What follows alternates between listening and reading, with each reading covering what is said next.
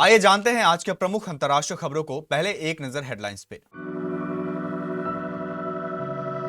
आधे उद्धव के साथ आधे वर्चुअल, कुछ पर सस्पेंस। क्या टूट की ओर बढ़ रही शिवसेना?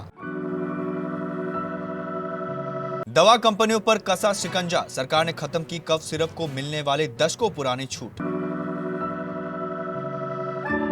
टीएमसी की धुनर हाट सरपंच को लोगों ने घेरा, हाथ जोड़कर घुटनों के बल बैठी। कॉकरोच पार्टी के फाउंडर को जयपुर में क्यों पड़ा थप्पड़, अभिजीत तिपके ने बताई वजह। ईरान डील पर ट्रंप की टीम में टूट, सीआईए के जासूसों को तेहरान से मिले इनपुट ने उड़ा दी नींद।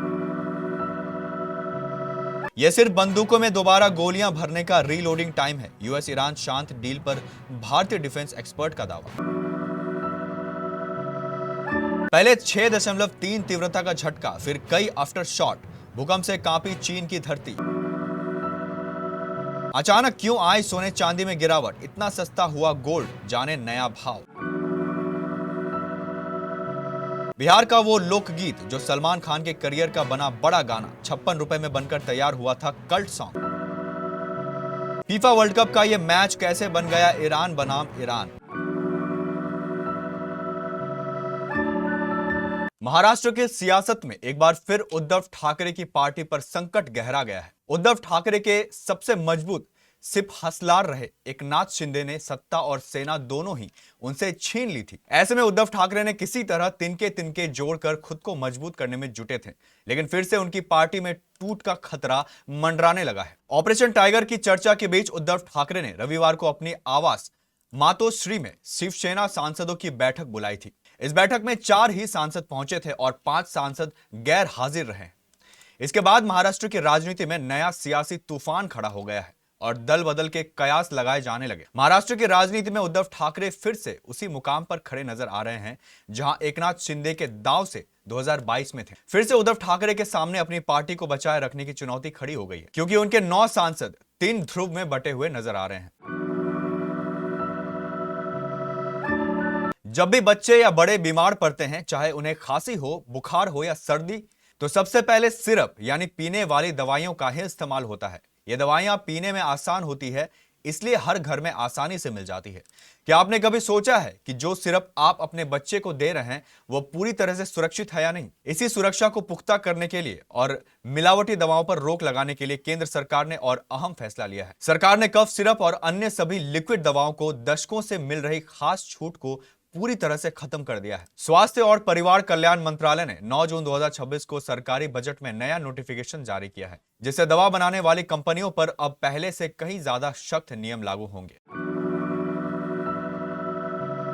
पश्चिम बंगाल में टीएमसी के नेताओं पर अंडे फेंके जाने की घटनाएं बढ़ती जा रही है। मंगलवार को ममता के एक और करीबी तृणमूल युवा नेता सौमित्र बनर्जी पर अंडे से हमला हुआ। पुलिस सौमित्र को रानीगंज कोर्ट ले जा रही थी, कुछ लोगों ने उन्हें पीटा भी। इसके बाद पुलिस ने बनर्जी को सुरक्षित कोर्ट पहुंचाया। इधर धनुरहाट ग्राम पंचायत की सरपंच मंदिरा गेन का एक वीडियो सामने आया है, जिसमें कान पकड़े हाथ जोड़कर रोती दिखाई दे रही है। लोग उनके घर के बाहर नारेबाजी कर रहे हैं। बाद में वे घुटनों के बल बैठकर माफी मांगती और रोती नजर आ रही है। अंडे फेंके जाने की ही एक घटना सोमवार को टीएमसी विधायक और प्रवक्ता कुणाल घोष के साथ हुई है। जब वे ममता के घर के बाहर मीडिया से बात कर रहे थे, उनकी शिकायत पर 2 लोगों को अरेस्ट किया गया है। जयपुर में प्रदर्शन के दौरान थप्पड़ कांड का शिकार हुए कॉकरोच जनता पार्टी के फाउंडर अभिजीत दिपके ने इस पूरे मामले पर पहली बार खुलकर बात की। दिपके का कहना है कि जयपुर में उनके साथ जो हुआ उसके पीछे देश में बढ़ती बेरोजगारी सबसे बड़ी वजह है। उन्होंने कहा कि अगर हमला करने वाले युवक के पास अच्छी नौकरी होती तो वह शायद ऐसा कदम कभी नहीं उठाता। मंगलवार को मीडिया से बातचीत में दिपके ने सरकार से युवाओं के लिए रोजगार के मौके बढ़ाने की अपील भी की। यह पूरी घटना सोमवार की है, जब अभिजीत नीट पेपर लीक और बेरोजगारी के खिलाफ चल रहे प्रदर्शन में शामिल होने जयपुर के शहीद स्मारक पहुंचे थे। वहां मौजूद सैकड़ों समर्थकों ने जैसे ही उन्हें अपने कंधों पर उठाया, तभी अचानक 5-6 लोगों ने उन पर हमला कर दिया। सोशल मीडिया पर वायरल वीडियो में देखा जा रहा है कि एक युवक ने पहले उनके गले में पड़े कपड़े को खींचा और फिर उन्हें ताबड़तोड़ थप्पड़ मार दी। इस हंगामे के बाद कुछ अन्य युवकों ने भी दीप्के के साथ मारपीट की। इस हमले के बाद भी अभिजीत दीप्के ने मंच से भाषण दिया। उन्होंने कहा कि चाहे कोई उन पर कितना भी बार हमला कर ले, वे हाथ नहीं उठाएंगे। दीप्के ने सरकार पर निशाना साधते हुए आरोप लगाया कि युवाओं को महज 1-2 हजार रुपए देकर ऐसी हरकतें करवाई जा रही है क्योंकि उनके पास पैसे कमाने का कोई सही जरिया नहीं है। उन्होंने केंद्र सरकार से मांग की है कि यह युवाओं को बेहतर नौकरियां देने पर ध्यान केंद्रित करें।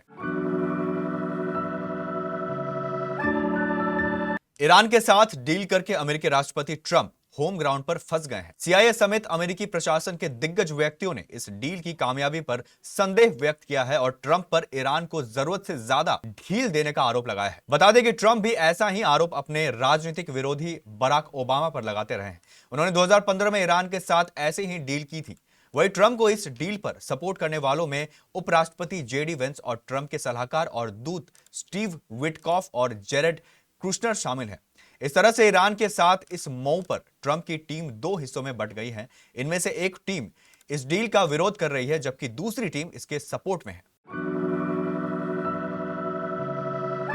यूएस राष्ट्रपति डोनाल्ड ट्रंप ने बड़ा ऐलान किया है कि अमेरिका और ईरान ने अपने 107 दिन लंबे युद्ध को खत्म करने के लिए अहम समझौते को अंतिम रूप दे दिया है। हालांकि इस शांति समझौते की डिटेल्स तत्काल सामने नहीं आया है। इस युद्ध के कारण वैश्विक ऊर्जा संकट जरूर पैदा हो गया है। अब ट्रंप ने दावा किया है कि अमेरिका और ईरान के बीच शांति समझौता हो गया है। 19 जून को स्विट्जरलैंड में डील पर हस्ताक्षर होगा, लेकिन इस शांति समझौते को लेकर पूर्व रॉ एजेंट और दिग्गज डिफेंस एक्सपर्ट लकी बिस्ट ने सवाल खड़े कर दिए हैं।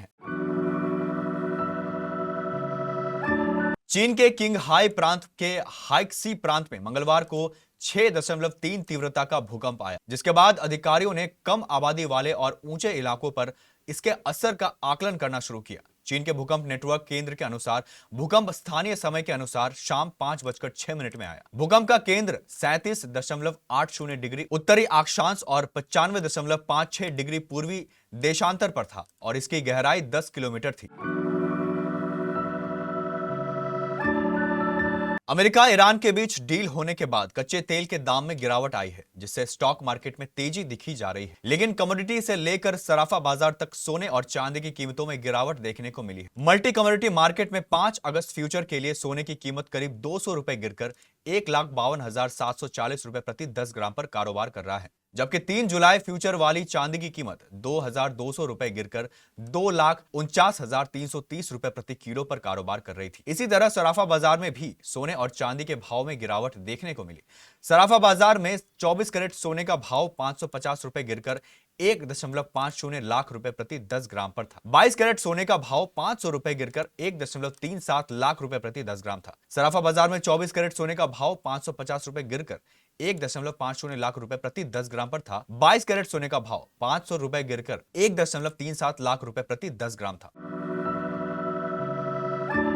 बिहार की मशहूर लोक गायिका शारदा सिन्हा ने लोक गीतों के साथ साथ फिल्मों में भी कई यादगार और सदाबहार गीत दिए। एक ऐसे ही गीत उन्होंने सलमान खान की फिल्म में भी दिया है, जो उनके करियर का कल्ट लव सॉन्ग बन गया। खास बात यह है कि यह गाना सलमान खान की डेब्यू फिल्म मैंने प्यार किया के लिए बनाया गया था और दिलचस्प पहलू यह है कि शारदा सिन्हा ने भी इसी फिल्म में बॉलीवुड में अपना संगीत डेब्यू किया था। भले ही यह गाना 37 साल पहले बना हो, लेकिन यह आज भी बॉलीवुड के कल्ट लव सॉन्ग्स में से एक बना हुआ है। इस कल्ट लव सॉन्ग में भोजपुरी के लिरिक्स सीधे दिल को छूते हैं और शारदा सिन्हा की आवाज इसे सुरमय बनाती है। गाने के लिरिक्स फिल्म की कहानी पर एकदम फिट बैठती है और इसे फिल्म में हीरो हीरोइन सलमान खान और शारदा सिन्हा पर फिल्माए गए हैं। यह गाना है कहे तो से सजना।